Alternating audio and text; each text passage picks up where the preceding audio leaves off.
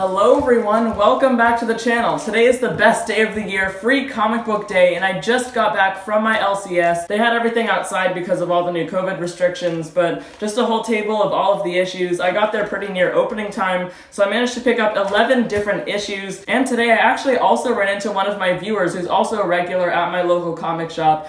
He said that he watches every week and that he likes my content, so I really appreciate you watching. Thank you for the support. It was really cool to meet a fan in real life. But let's get right into this special free comic book day haul. I was able to get 11 issues, like I said. My shop's policy was that if you're an adult, anyone 18 or older who can vote, you can only get 4 comics, and when you're a kid, you can get as many as you want. So I grabbed 11 issues. We'll start off with Marvel Comics, though, and the first one that I've got here is Free Comic Book Day, Spider-Man / Venom, issue number 1, with an awesome Patrick Gleason artwork on the cover there. And this one has 2 different stories in it, both of which are very important to the future of some new ongoing series at Marvel. And the first story that we have in here is by Zeb Wells and Patrick Gleason, and it's the Spider-Man Beyond story. So I'm not sure if all of you know, but we got the recent announcement that Nick Spencer's ongoing run on the Amazing Spider-Man series is ending in September, I think, and then in October they're starting with a brand new creative team. So Zeb Wells and Patrick Gleason are just a chunk of the creators that are going to be working on Amazing Spider-Man after Nick Spencer leaves,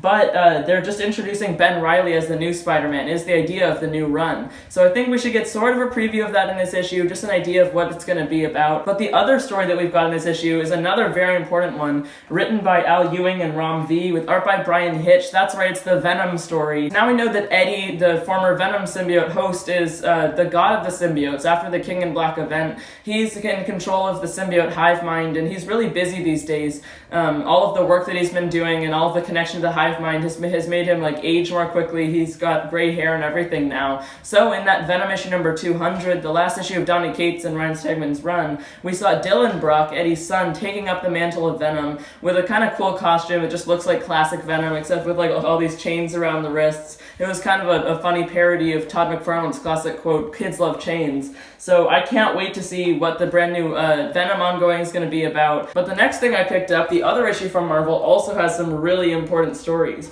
Another 2-story issue for this one, with a really cool cover by Ryan Ottley, and this one has an Avengers story and a Hulk story. For the Avengers one, it's written by Jason Aaron, just the ongoing writer on Avengers, and the artist by Iban Coelho. And that one, from what I've heard, is supposed to be previewing Avengers issue number 50, which is coming up in November. And that's supposed to be a big issue to kick off a big story arc, maybe even an event. I don't know, we don't have too many details on it. I've heard something about like an Avenger Prime, some sort of new powerful character being introduced. So it looks like Jason Aaron's Avengers run is something that people should be getting right now. I've been getting it since issue 1, so I'm just a regular reader of it already, but I'd suggest that you guys hop on Avengers. Some big stuff is going to be happening. And then the other story that we have, the Hulk story, is by Donny Cates and Ryan Ottley. I've heard that there's going to be a pretty new direction for Hulk in Donny Cates' run. Can't wait to have the Ryan Ottley art. Should be really amazing. The artist on Invincible, of course, and he was on Amazing Spider-Man most recently. But I think I was looking inside, looks like it might be kind of an intergalactic thing. And next up, I'm not actually a DC reader. I don't get any of DC's issues, just because I've never really been a fan of them. Somebody commented asking why I don't get DC issues recently. It's just because since I was a kid, Marvel was what I was into since I was really little. And, you know, if I would want to get into DC, it looks like they're putting out some pretty interesting stuff lately. But, you know, if I get too invested, it's just going to be a lot more money I need to spend every week. But still, I mean, for these issues, getting them free, there's no way I'm missing out on that. So the first issue that we have here is Free Comic Book Day Batman Special Edition, the free one. And this is previewing Fear State, which is the brand new, I guess, event comic that James Tynion is doing for his ongoing Batman run. And it's the finale of his run. He recently announced that he's moving over to Substack Comics and ending his run on Batman and the Joker, which are his 2 DC titles. But we also have a story in here that's I Am Batman, the new Batman character. I'm not sure. It's like a new Batman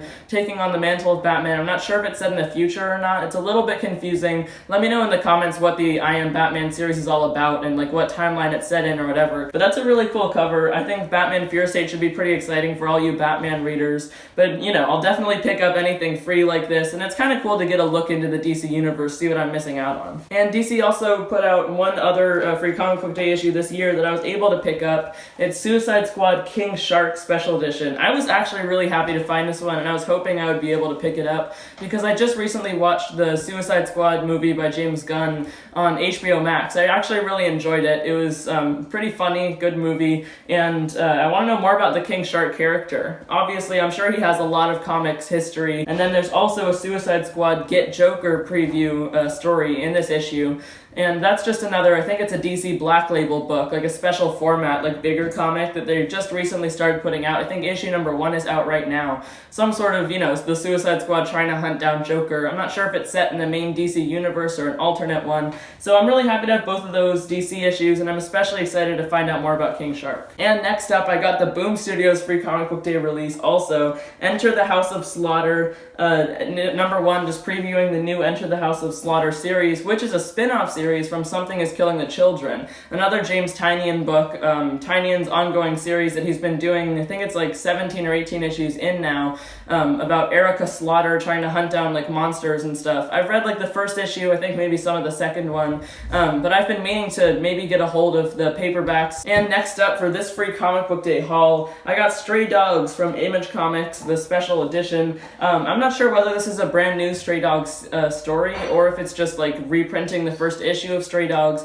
I think it's reprinting the first issue based on looking inside. I really regret not buying that series when it came out. It was just a 5-issue series from Image Comics, and it's like sort of a horror mystery, I've heard, except it's in this like cartoony art style following these dogs, and they're trying to figure out this mystery, but like they're not smart enough to completely comprehend what's going on with their owners. I'm just waiting for that collection of the whole series to come out. I think it's supposed to come out in September. I'll definitely pick it up and read it then, but for now I've got this free comic book day issue to hold me over. Yeah, Stray Dogs has been getting like 4th printings, 5th printings, all these cool like movie horror variant covers, so can't wait to see what Stray Dogs is all about. And next up, this free comic book day, I picked up Aftershocks issue, and it was We Live the Last Days. So I recently got the We Live Volume 1 collection. I've only read the first 1 or 2 issues in it, but I'm really excited to read through the rest of it because I enjoyed those first couple issues a lot. It's basically set in this, post-apocalyptic future in which everything's all overgrown, plants have just kind of taken over, and there's all of these different monster species that you gotta stay away from. But now these aliens have reached out to Earth, and they're gonna take 5,000 of Earth's children before the world will end. But looking inside, this is a completely original story. It's not like reprinting some of the original We Live stuff. This is a preview of Volume 2, which is coming out soon. They're taking a big hiatus, I guess, in between We Live Volumes 1 and 2, because it's been a long time since we've had an issue of We Live. So I'm excited to read this one after I finish Volume 1. And next up here, I got Fantagraphics issue that they put out. It's Red Room by Ed Piskor. I think this is probably just, a preview of the series. There's 3 issues out so far as I know, of Red Room. It's just the brand new series by Ed Piskor, who does the writing, drawing, everything himself, I think. And it's a black and white comic, some sort of like really scary horror thing. I'm not an ongoing reader of the series, but you can't say no to a free comic. Just wanted to see what this was all about, because a lot of people have been getting it, and I've seen this on the stands at my local comic shop. It does look pretty interesting, although it does look pretty gruesome also. So it might be cool, but that's Red Room by Ed Piskor. Just had to pick it up. And next up, I got a Star Wars issue for this free comic book day. It was Star Wars The High Republic Adventures. So IDW, this is from that publishing company, and they somehow have the rights to Star Wars just like Marvel does. I think they have some sort of deal with Marvel and Lucasfilm or whatever, because IDW is also publishing like a Marvel line where it's like these kind of more all ages Marvel comics. I haven't gotten any of them, but I've heard some pretty good things about them. And they're publishing a Star Wars High Republic series, and Marvel is at the same time. Who knows what their deal is behind the scenes, so it's kind of interesting. But anyways, Star Wars High Republic is set, I think it's before any of the Star Wars movies, before Episode 1, The Phantom Menace, right? And it's just following these trained Padawans, right? These kids being trained under Yoda and all of the other, Jedi Masters. That whole organization that they had with the Republic before the Empire took over and Emperor Palpatine, betrayed everyone. And now I'm just down to the last couple of issues that I picked up for free today. The first one here is The Legend of Korra.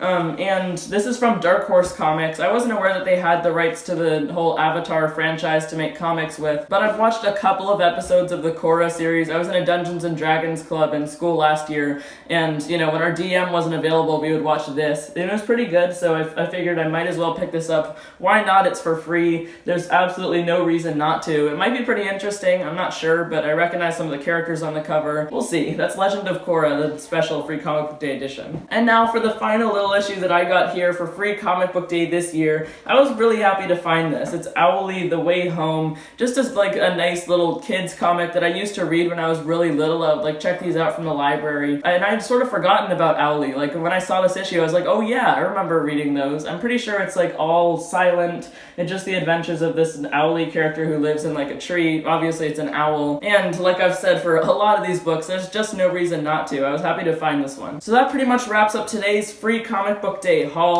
I got a really decent amount of issues here, 11 comics, really happy to find every single one of them, and I can't wait to dip into all of these stories, especially those Marvel issues, and I'm also kind of excited for the King Shark story from DC, Enter the House of Slaughter, We Live. There are some pretty good comics that all these different publishers put out. Free comic book day is just such a special thing. I don't know who thought of it, because, it's not like a good business strategy to put out free comics, obviously, but I love it. Free comic book day is the best. If you still have time and you haven't gone yet, if you didn't know it was free comic book day, head down to your local comic shop. You can go to comicshoplocator.com if you haven't been to your local comic shop yet. So if you enjoyed this video at all, or if you got some good information from it, make sure to hit that subscribe button. That's the big red button, which is sitting right below this video. You can also hit the notifications bell, which is sitting right next to it. You'll be notified every single time I post a new video if you don't want to miss any. So that's everything for me for today. Thank you so much for watching, everyone. Bye guys. See you next year at Free Comic Book Day.